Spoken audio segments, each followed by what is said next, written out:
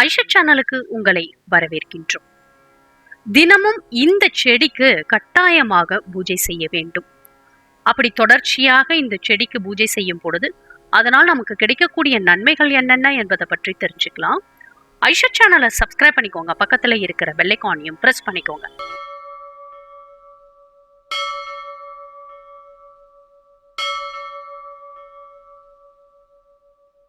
Aisha channel அன்பர்களுக்கு அன்பான வணக்கங்கள்.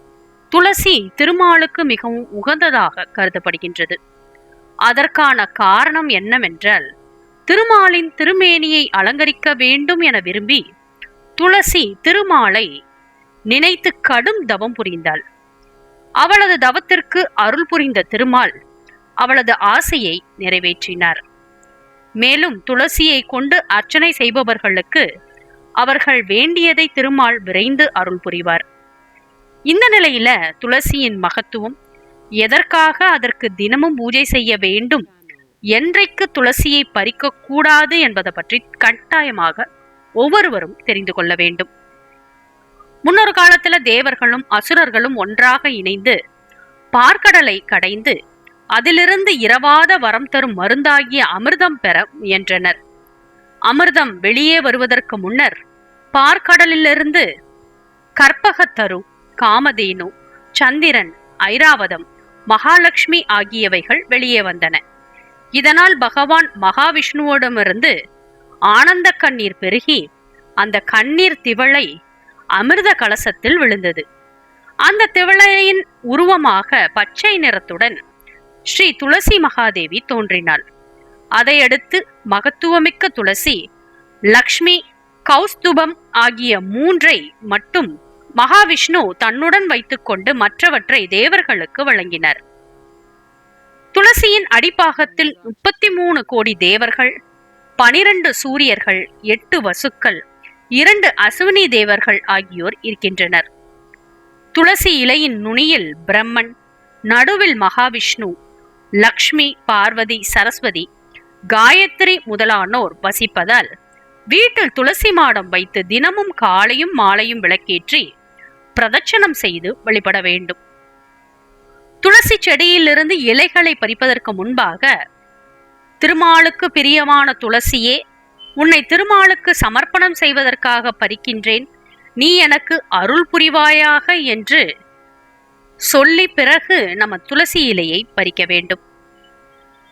திருவோண நட்சத்திரம், சப்தமி, அஷ்டமி, துவாதசி, சதுர்த்தசி, அமாவாசை, பௌர்ணமி, தமிழ் மாத பிறப்பு போன்ற நாட்கள்ல துளசி இலையை பறிக்க கூடாது. மாலை மற்றும் இரவு நேரம், ஞாயிறு, திங்கள், செவ்வாய், வெள்ளி போன்ற நாட்கள்லையும் பூஜைக்காக துளசியை பறிக்க கூடாது. துளசியை நினைத்தாலும் மாலையாக அணிந்தாலும் பாவங்கள் தீரும். துளசியை தெய்வமாக வழிபட்டால் ஆயுள் பலம் பெருகுவதோடு மக்கட்பேறு, புகழ், செல்வம் முதலியவை பெருகும். துளசி தீர்த்தத்தை பருகி வந்தால் பரமபதம் கிடைக்கும். காய்ச்சல், சளி, கபம், விஷக்கடி, தலைவலி போன்றவற்றை போக்கும் தன்மை வாய்ந்ததுதான் இந்த துளசி. சரும பாதுகாப்பு, தலைமுடி ஆரோக்கியம், என்றும் இளமை போன்றவற்றையும் துளசியானது நமக்கு கொடுக்கக்கூடியது. ஒருவேளை உங்கள் வீட்டில் இருக்கும் துளசி செடி வாடி போனாலோ முளைக்கவில்லை என்றாலோ மகாலட்சுமியின் கோபத்தை குறைக்க முறையான பூஜைகள் செய்வது ரொம்பவே நல்லது. மகாலட்சுமிக்கு பிடிக்காத விஷயங்களை வீட்டில் தவிர்த்து மகாலட்சுமிக்கு விருப்பமான விஷயங்களான வீட்டை சுத்தமாக நறுமணத்துடன் வைத்திருத்தல், வீட்டில் மங்களகரமான சொற்களை பயன்படுத்துதல், தினமும் விளக்கேற்றி வழிபடுதல் உள்ளிட்ட விஷயங்களை செய்வது சிறப்பு. ஒருவேளை உங்கள் வீட்டில் துளசி செடி தானாக முளைத்தால் அதன் சுற்றுப்புறத்தை தூய்மையாக பராமரித்து வையுங்கள். தினமும் முடியாவிட்டாலும் செவ்வாய் மற்றும் வெள்ளிக்கிழமைகள்ல மட்டுமாவது அதற்கு முன் சிறிய அளவில் கோலமிட்டு ஒரு சிறிய அகல் விளக்கு ஏற்றி வைத்து வழிபடுங்கள். அந்த செடிக்கு தினமும் தண்ணீர் விட்டு முறையாக பராமரித்து வாருங்கள். இதனால் மகாலட்சுமி மனமகிழ்வாள். உங்களின் வேண்டுதல்களை அந்த துளசி செடியிடம் மனம் விட்டு சொல்லுங்கள். நிச்சயம் அது நியாயமானதாக இருந்தால் துளசி மாதா அதை நிறைவேற்றி வைப்பாள்.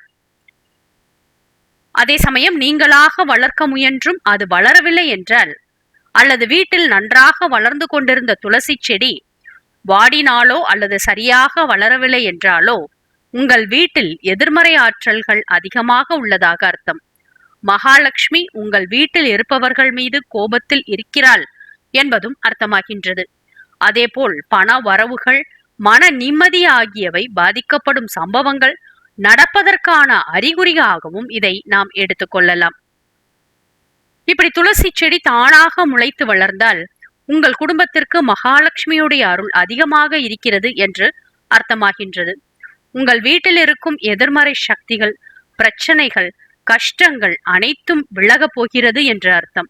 பொருளாதாரத்தில் முன்னேற்றம் ஏற்படும், வீட்டில் மகிழ்ச்சி அதிகரிக்கப் போகிறது என்று அர்த்தமாகின்றது. மங்கள காரியங்கள் நடக்கப் போவதற்கு உண்டான அறிகுறியாக இந்த துளசி செடியானது ஒரு வீட்டில் தானாக வளரும். இது போன்ற பல ஆன்மீக வழிகள்ல துளசி செடியை நாம் தினமும் பூஜை செய்து வந்தால் நிச்சயமாக அனைத்து விதமான பலன்கள் கிடைப்பதோடு மகாலட்சுமியுடைய அருட்பார்வை நம் மீது விழும் என்பதில் எந்த விதமான ஐயப்பாடும் இல்லை. மேலும் இது போன்ற தகவல் அறிய ஐஷத் சேனலை சப்ஸ்கிரைப் பண்ணுங்க, ஷேர் பண்ணுங்க, உங்களுடைய கருத்துக்களை எங்களுக்கு பதிவு பண்ணுங்க. நன்றி, வணக்கம்.